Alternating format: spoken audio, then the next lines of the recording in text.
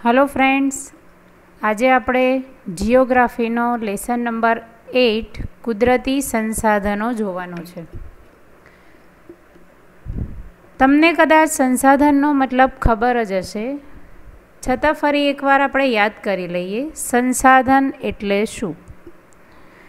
संसाधन एटले संपत्ति। આપણી જરૂરિયાતો પૂરી કરવા માટે આપણે સંપત્તિનો ઉપયોગ કરીએ છીએ, અને જ્યારે આપણે સંપત્તિનો ઉપયોગ કરીએ ત્યારે આપણી જરૂરિયાતો થોડા ઘણા અંશે કે પૂરેપૂરી સંતોષી શકાય. કુદરતમાં હાજર તત્વો પડેલા છે, પણ તેને આપણે સંસાધન ન કહી શકીએ. મિત્રો, ફરી એકવાર આપણે યાદ કરી લઈએ તો સંસાધનના બે અર્થ થાય છે, બે પ્રકાર પાડી શકાય. એક છે કુદરતી સંસાધન, જે અત્યારે આપણે અહીંયા શીખીએ છીએ, અને બીજો છે માનવ સર્જિત સંસાધન. તો કુદરતની અંદર જે તત્વો છે તે બધા જ તત્વોના આપણે માલિક નથી, આથી તેને સંસાધન કહી શકાય નહીં. પરંતુ જ્યારે માનવી તેના વિશિષ્ટ જ્ઞાન કૌશલ્ય દ્વારા આ કુદરતી તત્વોને ઉપયોગમાં લે છે, તો આપણે તેને સંસાધન કહી શકીએ.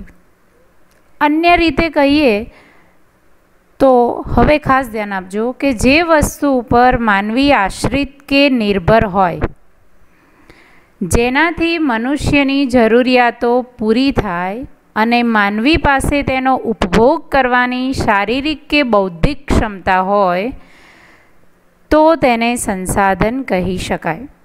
આ વ્યાખ્યાની અંદર આપણે 3 પોઈન્ટ યાદ રાખવાના છે: નિર્ભર, જરૂરિયાતો પૂરી થાય, અને તેનો ઉપભોગ એટલે કે ઉપયોગ કરવાની શારીરિક કે બૌદ્ધિક ક્ષમતા, જે મેં અહીંયા લખેલી છે: નિર્ભર, જરૂરિયાત, ઉપભોગ કરવાની ક્ષમતા. આ પ્રમાણે કોઈપણ વસ્તુ માનવ જરૂરિયાતો પૂરી કરવા માટે ઉપયોગમાં લેવાય તે સંસાધન બની જાય છે.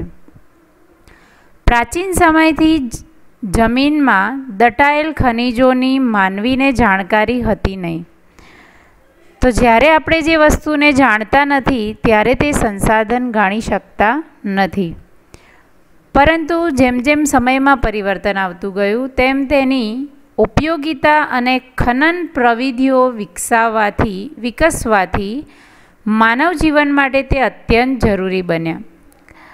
અહીંયા છે ખનન પ્રવિધિ. ખનનનો અર્થ થાય છે ખોદકામ કરવું, અને આપણે જમીનની અંદર રહેલા ખનિજોને ખોદકામ દ્વારા બહાર લાવવામાં આવ્યા, જેમ કે પેટ્રોલ, ડીઝલ, ખનિજ તેલ વગેરે.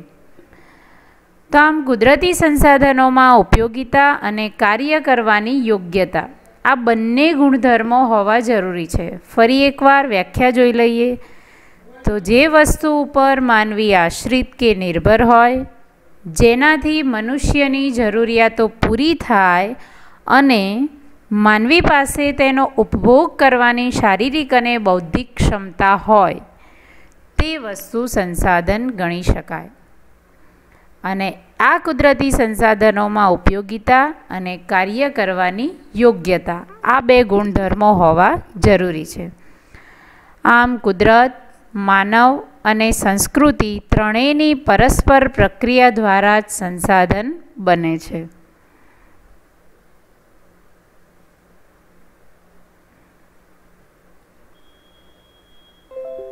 આપણે સંસાધનની વ્યાખ્યા જોઈ હતી અને તેના ગુણધર્મોની વાત કરી હતી. હવે આપણે જોવાનું છે સંસાધનના ઉપયોગો. તો સંસાધન એટલે આપણે જોયું હતું કે સંપત્તિ, અને આ સંસાધનોના ઉપયોગ કઈ કઈ રીતે થાય છે. તો માનવ જીવનના દરેક તબક્કે કોઈપણ ભૂમિકા આપણને કોઈપણ કાર્ય કરવાની અંદર સંસાધનની જરૂરિયાત ઊભી થાય છે. ખેતી પ્રવૃત્તિથી ઉદ્યોગ પ્રવૃત્તિ સુધીની તમામ પ્રવૃત્તિઓ છેવટે પ્રત્યક્ષ કે પરોક્ષ રીતે કુદરતી સંસાધનો પર આધાર રાખે છે. આમ તેના ઉપયોગો વિશે જોઈએ તો સંસાધનોના 3 ઉપયોગ છે. ખોરાક તરીકે, સંસાધન કાચા માલનો સ્ત્રોત તરીકે અને સંસાધનો શક્તિ સંસાધનો તરીકે. તો આપણને ખબર છે મિત્રો કે માનવીની સૌથી પહેલી મુખ્ય પાયાની જરૂરિયાત હોય તો ખોરાક. ખોરાક વિના કોઈ પણ પ્રવૃત્તિ આગળ શક્ય નથી. તો ખોરાકની જરૂરિયાત આપણને પૂરી કેવી રીતે થાય છે? તો ખોરાક મળે છે આપણને કુદરતી રીતે.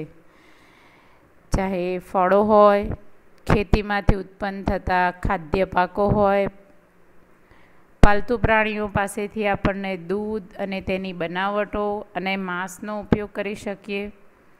જળાશયોમાંથી આપણને માછલી અને અન્ય જળચરોનો ઉપયોગ કરી શકીએ છીએ. અને મધમાખી દ્વારા મળેલ મધ વગેરે ચીજવસ્તુઓનો ખાદ્ય સામગ્રી તરીકે ઉપયોગ કરીએ છીએ. ટૂંકમાં જોઈએ તો આપણી ખોરાકની જરૂરિયાત કુદરત પાસેથી પૂરી થાય છે. કઈ કઈ રીતે?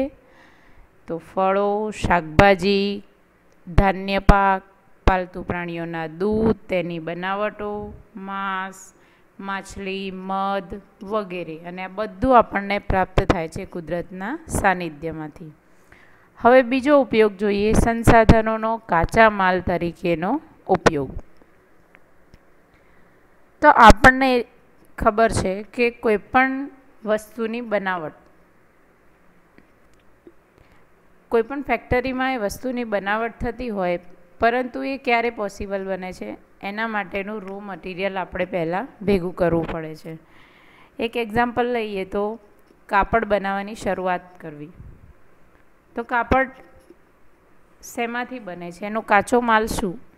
કાપડની બનાવટ માટે કઈ વસ્તુનો ઉપયોગ થાય છે? તો આપણને ખબર છે કે કાપડ રૂમાંથી બને છે. તો આ રૂ ક્યાંથી પ્રાપ્ત થાય છે? ખેતી દ્વારા. તો આમ જંગલોમાંથી પ્રાપ્ત થતી વિવિધ ચીજવસ્તુઓ, ખેતી દ્વારા ઉપલબ્ધ થતી સામગ્રી, પાલતુ પશુઓમાંથી પ્રાપ્ત થતા ઊન, ચામડા અને માંસ, તેમજ ખનિજ અયસ્ક વગેરે ચીજો અનેક ઉદ્યોગો માટેનો કાચો માલ બને છે. ખનિજ અયસ્ક એટલે અશુદ્ધ સ્વરૂપે રહેલું ખનિજ. ત્યાર પછી એને શુદ્ધિકરણની પ્રક્રિયા કરી અને ખનિજને અલગ કરવામાં આવે છે. સંસાધનો શક્તિ સંસાધન તરીકે. શક્તિ સંસાધન એટલે કે ઉર્જા મેળવવા માટે વપરાતા સાધનો, જેમ કે કોલસો, પેટ્રોલ, કુદરતી વાયુ, ડીઝલ વગેરેનો આપણે ઈંધણ તરીકે ઉપયોગ કરીએ છીએ.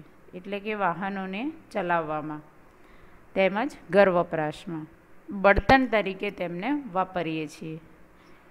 પણ આ સિવાય એવા કેટલાક ઉર્જા સ્ત્રોતો છે કે જેનો આપણે વારંવાર ઉપયોગ કરીએ છતાં પણ એ ખૂટવાના નથી.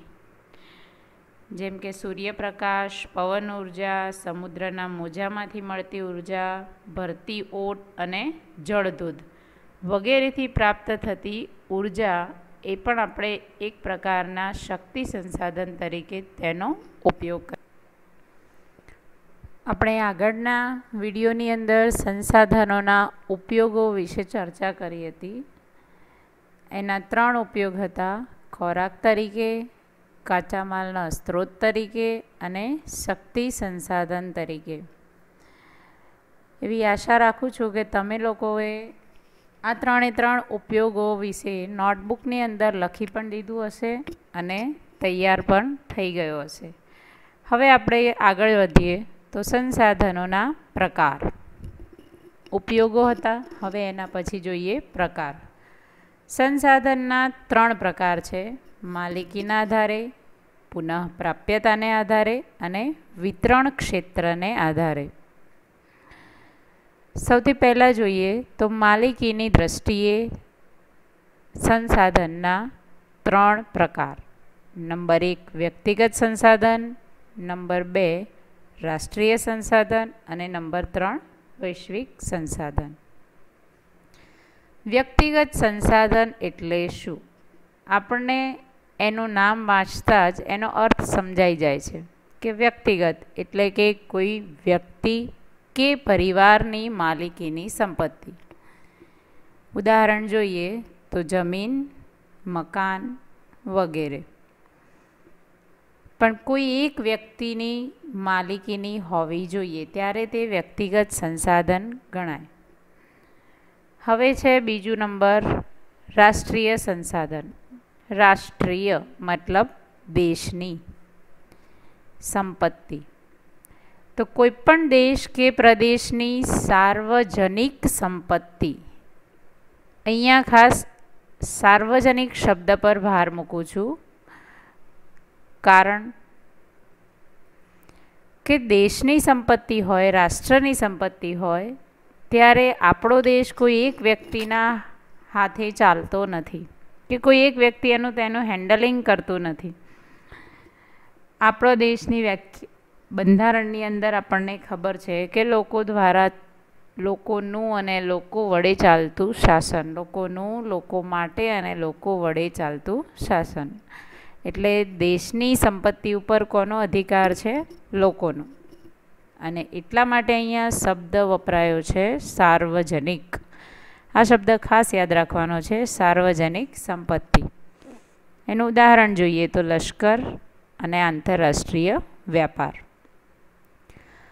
હવે આગળ જોઈએ ત્રીજો નંબર વૈશ્વિક સંસાધન.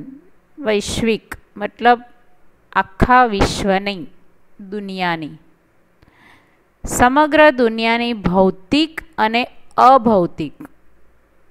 કેવા પ્રકારની? ભૌતિક અને અભૌતિક સંપત્તિ જેનો ઉપયોગ માનવ કલ્યાણ માટે થતો હોય છે. ભૌતિક અને અભૌતિક આ બંને શબ્દો અહીંયા યાદ રાખવાના છે. અને ત્રીજો શબ્દ છે માનવ કલ્યાણ. એનું ઉદાહરણ જોઈએ તો વિશ્વના બધા રાષ્ટ્રોની સહિયારી માલિકીના સંસાધનો. હવે આગળ છે બીજો ભાગ. 3 પ્રકાર હતા: માલિકીના આધારે, પુનઃપ્રાપ્યતાને આધારે અને વિતરણ ક્ષેત્રને આધારે. એમાં આપણે પહેલાં ત્રીજા નંબરનો પોઈન્ટ છે એ સમજીએ, વિતરણ ક્ષેત્રને આધારે, અને એના પછી જોઈશું પુનઃપ્રાપ્યતાને આધારે.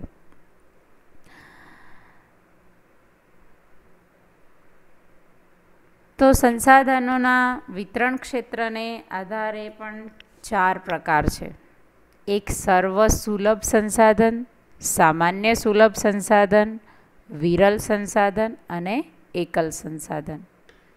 સર્વસુલભ એટલે કે દરેક જગ્યાએથી આપણને મળી રહેતા હોય તેવા સંસાધનો, તેવા પ્રકારની સંપત્તિ.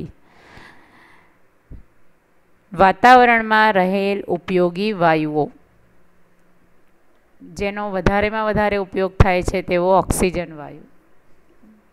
કેટલા ટકા પ્રમાણ છે વાતાવરણમાં ઓક્સિજનનું? 21%. અને બીજો છે નાઇટ્રોજન વાયુ, 78%. બીજું છે સામાન્ય સુલભ સંપત્તિ. તો જે સામાન્યપણે મળી રહે તેવા પ્રકારની, તે પણ આપણી આસપાસથી મળી રહે છે. જેમ કે ભૂમિ, જમીન, જળ અને ગોચર. ગોચર મતલબ ઉજ્જડ વેરાન જમીન, જેની ઉપર ખેતી ન થતી હોય અને પડી રહેલી હોય ઘણા સમયથી, તેવા પ્રકારની. આગળનો ત્રીજો નંબર જોઈએ તો વિરલ સંસાધન. વિરલ સંસાધન એટલે એવા પ્રકારની સંપત્તિ કે જેના પ્રાપ્તિ સ્થાનો મર્યાદિત હોય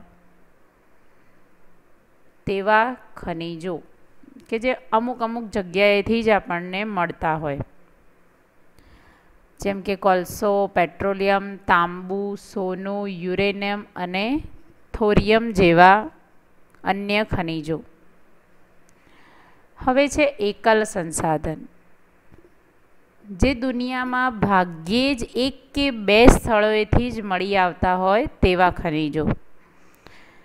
જેના પ્રાપ્તિ સ્થાન મર્યાદિત છે તેવા વિરલ સંસાધન, અને જે દુનિયામાં ભાગ્યે જ એક કે બે સ્થળેથી મળે છે તેવા છે એકલ સંસાધન. એકલ સંસાધનનું ઉદાહરણ જોઈએ તો ક્રાયોલાઇટ ખનિજ, જે ફક્ત એક જ જગ્યાએથી મળે છે, જે છે ગ્રીનલેન્ડ. આથી તેને કહેવાય છે એકલ સંસાધન. હવે ત્રીજો પ્રકાર છે પુનઃપ્રાપ્યતાને આધારે. તો પુનઃપ્રાપ્યતાને આધારે પણ અહીં બે ભાગ પાડવામાં આવે છે સંસાધનોના. એક છે નવીનીકરણીય સંસાધન અને બીજું છે અવનવીનીકરણીય. તમે આગળના ધોરણોમાં શીખ્યા હશો પુનઃપ્રાપ્ય સંસાધન અને પુનઃ અપ્રાપ્ય સંસાધનો. તો એ જ છે અહીંયા નવીનીકરણીય સંસાધન અને અનવીનીકરણીય સંસાધન. કેટલાક સંસાધનો, ખાસ યાદ રાખજો આ વ્યાખ્યાને, કેટલાક સંસાધનો પોતાની મેળે ચોક્કસ સમયમાં વપરાશી હિસ્સાની પૂર્તિ કરે તેવા સંસાધનોને નવીનીકરણીય સંસાધન કહેવાય છે. શું કરે છે? વપરાશી હિસ્સાની ચોક્કસ સમયની અંદર પૂર્તિ કરે છે. એટલે કે જેટલો જથ્થો વપરાય છે તેટલો ને તેટલું જ ફરીથી નવો નિર્માણ થઈ જાય છે. ઉદાહરણ એટલે કે આ સંસાધનો કેવા છે? અખૂટ. ઉદાહરણ જોઈએ તો જંગલો. એકવાર તેની અંદર રહેલા લાકડાઓનો ઉપયોગ કરી લઈએ તો થોડાક સમયમાં 6 મહિના, 8 મહિના, વર્ષની અંદર પાછા ફરીથી એ જંગલોની અંદર વૃક્ષોનો વધારો થતો જાય છે. સૂર્યપ્રકાશ, પશુ પક્ષીઓ વગેરે જે તેના ઉદાહરણ છે. હવે બીજો પ્રકાર છે અનવીનીકરણીય સંસાધન. આ સંસાધનોનો એકવાર ઉપયોગ થયા પછી તે ફરીથી ઉપયોગમાં લઈ શકાતા નથી, અને એકવાર વપરાઈ ગયા પછી નજીકના ભવિષ્યમાં તે ફરીથી પુનઃનિર્મિત પણ થવાના નથી તેવા સંસાધનો, જેવા કે ખનિજ કોલસો, પેટ્રોલ, ડીઝલ, કુદરતી વાયુ વગેરે. તો આ હતા આપણા સંસાધનોના પ્રકાર: માલિકીને આધારે, પુનઃપ્રાપ્યતાને આધારે અને વિતરણ ક્ષેત્રને આધારે. માલિકીને આધારે 3 ભાગ: વ્યક્તિગત, રાષ્ટ્રીય અને વૈશ્વિક સંસાધન. વિતરણ ક્ષેત્રને આધારે 4 ભાગ: સર્વસુલભ, સામાન્ય સુલભ, વિરલ સંસાધન અને એકલ સંસાધન. અને ત્રીજો પોઈન્ટ હતો પુનઃપ્રાપ્યતાને આધારે, તેમાં 2 ભાગ: નવીનીકરણીય અને અનવીનીકરણીય સંસાધન. આ સાથે આપણો પ્રશ્ન અહીંયા પૂરો થાય છે, સંસાધનોના પ્રકાર. અને આ પ્રશ્ન પણ તમારે નોટબુકની અંદર લખવાનો છે.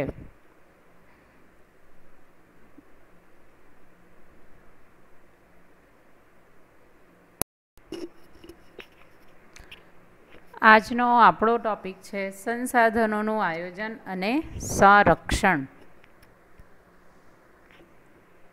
આપણને ખબર છે કે આપણી જરૂરિયાતો ઘણી બધી છે, અમર્યાદિત. જરૂરિયાત એટલે કે એવા પ્રકારની તો ખોરાકની, વિવિધ સાધનોના ઉપયોગ કરવાની, જેમ કે સાયકલ. એના પછી એ જરૂરિયાત પૂરી થાય એટલે આપણે બાઇકની જરૂરિયાત ઊભી થાય. બાઇકની જરૂરિયાત પૂરી થાય તો ગાડીની જરૂરિયાત ઉદ્ભવે. ગાડી પછી પહેલાં લાવીએ 800, પછી અલ્ટો, પછી વેગેનાર, પછી મર્સિડીઝ, ઓડી, જે બધાની પસંદગી હોય એ પ્રમાણે. પરંતુ આમ જરૂરિયાતો કેવી છે? વધતી ને વધતી જાય છે. એટલે માનવીની જરૂરિયાત કેવી છે? અમર્યાદિત. જ્યારે કુદરતી સંસાધનો છે એ મર્યાદિત છે. બંને વિરુદ્ધ દિશામાં છે. જરૂરિયાતો અમર્યાદિત છે, જ્યારે આપણી પાસે તે જરૂરિયાતો સંતોષવા માટેના સંસાધનો, સંપત્તિ કેવી છે? મર્યાદિત છે. અને તેના કારણે જ આપણે આ સંસાધનોનું સંરક્ષણ કરવું ખૂબ જરૂરી છે. છેલ્લા ઘણા વર્ષોથી માનવીએ ટેકનોલોજીનો ઉપયોગ કરી અને સંસાધનોનો મોટા પાયા પર ઉપયોગ કરવાની શરૂઆત કરી દીધી છે. અને સંસાધનોના ઉપયોગની સાથે સાથે ભયંકર વસ્તી વિસ્ફોટ થયેલો જોવા મળે છે. વસ્તી વધશે તો એની જરૂરિયાતો વધવાની, અને જરૂરિયાત વધશે એટલે સંસાધનોનો ઉપયોગ પણ વધારે પ્રમાણમાં થશે. એટલે જ ભવિષ્યની પેઢી માટે આ સંસાધનોનું સંરક્ષણ કરવું એ આપણા સૌની ફરજ બની જાય છે. હવે ખાસ ધ્યાન રાખજો કે સંસાધનોનું સંરક્ષણ કરવું એટલે શું? તો સંસાધનોનું સંરક્ષણ કરવું એટલે સંસાધનોનો વિવેકપૂર્વક ઉપયોગ કરવો. તેનો ઉપયોગ કરવા માટે કોઈ પ્રતિબંધ નથી. સંપત્તિને વાપરવી, પરંતુ તેનો વિવેકપૂર્ણ ઉપયોગ એટલે કે આયોજનબદ્ધ રીતે તેનો ઉપયોગ કરવો, જેથી તમારી આવનારી ભવિષ્યની પેઢી માટે તે સંસાધનો પર્યાપ્ત માત્રામાં મળી રહે, તેનો જથ્થો ખૂટી ન જાય. તો સંરક્ષણ શબ્દનો સીધો સંબંધ સંસાધનોની અછત સાથે જોડાયેલો છે. આપણે કોઈપણ વસ્તુનું રક્ષણ ક્યારે કરવું પડે? ક્યારે તેને સાચવવી પડે? આપણને લાગે કે હવે આ વસ્તુ આપણી પાસેથી પૂરી થવાની તૈયારીમાં છે, ત્યારે આપણે એને સાચવીને ઉપયોગ કરીએ. તો આમ વર્તમાન સમયમાં આ સંસાધનો તેનો ઉપયોગ આડેધડ અને અવિવેકભર્યો થાય છે. અને જો આનો આ જ રીતે ઉપયોગ ચાલુ રહેશે તો વિકાસ અને વર્તમાન જીવન સ્તર જાળવી રાખવું લગભગ સ્વપ્નવત થઈ જશે. અને એટલા માટે જ તેનો વિવેકપૂર્ણ ઉપયોગ કરવો, તેનું સંરક્ષણ કરવું અને પુનઃ ઉપયોગ જેવી બાબતોનો અહીંયા સમાવિષ્ટ થાય છે. હવે આ વ્યાખ્યા ખાસ યાદ રાખવાની છે કે જ્યારે કોઈ વસ્તુ, કોઈ વૃક્ષ કે જીવનના અસ્તિત્વ પર સંકટ હોય, બે વસ્તુ છે અહીંયા યાદ રાખવા માટે, કોઈ વૃક્ષ કે જીવ. વૃક્ષ કે જીવના અસ્તિત્વ પર સંકટ હોય ત્યારે તે માટે ગોઠવાયેલ વ્યવસ્થાપનને આપણે તેનું સંરક્ષણ કહીએ છીએ. સંરક્ષણની વ્યાખ્યા થઈ ગઈ અહીંયા. અને સંસાધનોનું સંરક્ષણ કરવું એટલે શું? બે પોઈન્ટ્સ અહીંયા થયા. તો સંસાધનોનું આયોજન અને સંરક્ષણ કરવાની જરૂરિયાત કેમ ઊભી થઈ તેની વિગતવાર માહિતી જોઈએ. તો સૌથી પહેલાં કોઈપણ એક દેશ કે પ્રદેશને એક એકમ ગણી અને તેના ઉપયોગમાં લેવાયેલ અને હજુ વપરાયેલ કે સંભવિત સંસાધનોની ઉપલબ્ધિ અને તેની વિશેષતાઓ બાબતે જાણકારી મેળવવી. ઉદાહરણ તરીકે કોઈ જગ્યાએથી આપણને સોનું કે તાંબુ કોઈ પણ પ્રકારની ખનિજ મળે છે, તે ખનિજ તેલ જમીનમાંથી આપણે બહાર કાઢીએ છીએ. તો અત્યાર સુધી આપણે જેટલા પણ બેરલ કે જેટલું પણ સોનું, ચાંદી, કોઈ પણ જે ખનિજ જમીનમાંથી બહાર કાઢી લીધું છે, એ ઉપરાંત આપણે ટેકનોલોજીની મદદથી જાણી શકીએ છીએ કે હજુ જમીનમાં આ વસ્તુનો, આ ખનિજોનો જથ્થો કેટલો છે, કેટલા વર્ષ સુધી ચાલશે. 50 વર્ષ, 60 વર્ષ, 100 વર્ષ. એટલે વપરાયા વિનાનો હિસ્સો, જેને આપણે કહી શકીએ વપરાયેલ સંસાધન. તો તે તપાસ કર્યા પછી ભવિષ્યમાં કેટલા વર્ષ સુધી ચાલશે તેની જાણકારી મેળવ્યા પછી તે સંસાધનોનો ઉપયોગ કેવી રીતે કરવો તેનું આયોજન કરવું ખૂબ જરૂરી છે. હવે આગળનો પોઈન્ટ છે કે જે સંસાધનોનું પ્રમાણ મર્યાદિત કે અનવીનીકરણીય છે. અનવીનીકરણીય એટલે આપણે આગળ જોયું હતું કેવા પ્રકારનું, કે જે સંસાધનો એકવાર વપરાયા પછી પુનઃ ઉપયોગમાં લઈ શકાતા નથી તેવા પ્રકારના, એટલે કે પુનઃ અપ્રાપ્ય સંસાધનો. તેનું વૈજ્ઞાનિક ઢબે દોહન કરવું જોઈએ અને તેનો વપરાશ અનિવાર્ય હોય ત્યાં જ કરવો જોઈએ. દોહન કરવું મતલબ બહાર કાઢવું. જેમ કે ખનિજ તેલ છે, જમીનની અંદરથી બહાર કાઢવા માટે પહેલાંની જૂની પદ્ધતિઓ હતી કે પાઇપલાઇન દ્વારા બહાર કાઢવામાં આવે ત્યારે ગમે ત્યાં તેનું લીકેજ થાય, ટૂંકમાં બગાડ થતો હતો. પણ અત્યારની ટેકનોલોજી એટલી સરસ છે કે જેના લીધે આપણે તે વસ્તુનો જમીનની અંદરથી તે ખનિજો બહાર કાઢીએ ત્યારે આપણે તેને સહેજ પણ બગડ્યા વગર તેનો ઉપયોગ કરી શકીએ. આગળનો પોઈન્ટ છે કે જે સંસાધનોની માત્રા વધારી શકાય તેનો વિકાસ માટે પ્રયત્ન કરવો.